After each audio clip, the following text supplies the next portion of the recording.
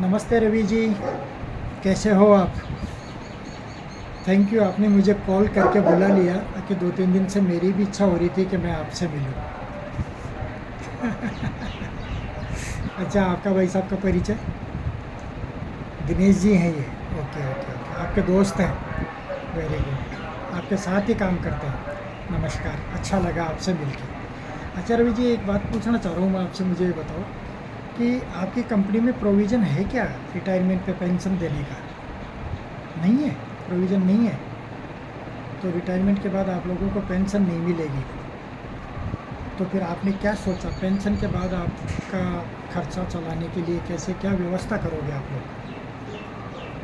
अभी आपकी एज लगभग 35 साल है, अभी 25 साल तो आप नौकरी करोगे, उसके बाद आप रिटायर हो जाओगे। इन 25 साल में आपके बच्चों की शादी भी हो जाएगी, आपके बच्चों का कहीं रोज़गार भी लग जाएगा और वो अपने रोज़गार के सिलसिले में कहीं हो सकता है आपसे दूर भी चले जाएं। और इन 25 साल में इतनी महंगाई बढ़ेगी, आपको पता नहीं भारत में महंगाई दर क्या हो रही है, इन्फ्लेशन से हर आदमी परेशान है।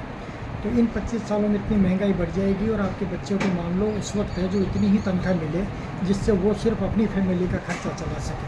वो आपसे प्यार करेगा, आपकी मदद भी हर महीने करना चाहेगा, लेकिन जब उसके पास सेविंग ही नहीं होगी तो आपकी मदद कैसे करेगा? वो अपने परिवार को पालेगा या आपको पैसे देगा? उधर आपको पेंशन मिलेगी नहीं और बुढ़ापे में खाने का खर्चा कम होता है और मेडिकल का खर्चा ज़्यादा होता है। तो ऐसी स्थिति में आप क्या करोगे बताओ मेरे को? क्या आप लाचारी की ज़िंदगी जियोगे? क्या करोगे? तो आपने कोई प्रोविज़न कर रखा है या नहीं कर रखा है पेंशन के लिए, बुढ़ापे में जीने के लिए? क्या?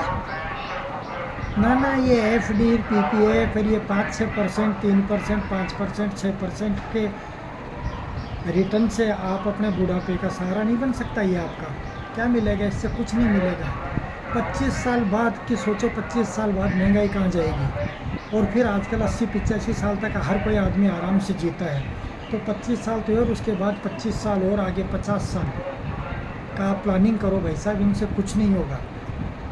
अगर आप एक सम्मानजनक ज़िंदगी जीना चाहते हो ना बुढ़ापे में, तो आपको अपने बच्चों पे आश्रित होने की ज़रूरत नहीं है और बच्चों पे आश्रित रहना उचित भी नहीं है, क्योंकि उस वक्त बच्चे अपना परिवार पाल ले, वही बड़ी बात हो जाएगी।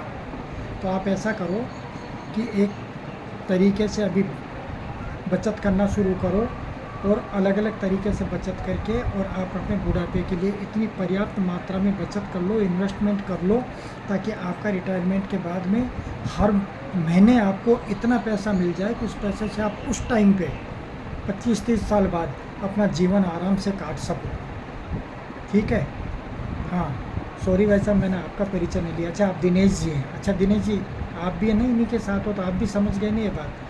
मैं आपको अपना परिचय दे देता हूँ। मैं हूँ द्वारिका जयमन, मैं एक फाइनेंशियल प्लानर हूँ और मैं कंसल्टेंसी देता हूँ। ठीक है? तो अगर आप लोगों को मेरी ज़रूरत पड़े तो आप मुझे कॉल करना, मैं आपके साथ बैठूँगा, आपकी पूरी तरह से है ना आपसे और बातें करूँगा, आपकी पूरी जानकारी करूँगा और मैं आपके लिए एक कॉम्प्रिहेंसिव फाइनेंशियल प्लानिंग करके आपके पैसे को इस तरह से आपसे हर महीने इन्वेस्ट करवाऊँगा कि आज से 25 साल बाद से लेकर जब तक आप जियोगे तब तक आपको हर महीने एक अच्छा खासा पैसा पेंशन के रूप में मिलता रहेगा। उस पैसे से आप अपनी डिग्निफाइड ज़िंदगी जी पाओगे आराम से और आपको किसी पे आश्रित नहीं रहना पड़ेगा। तो मेरे नंबर आपके पास है ही, एक बार और बोल देता हूँ। मेरे नंबर है 9414775184।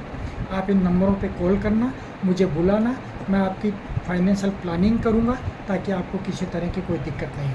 थैंक यू सो मच, मिलते हैं अपन।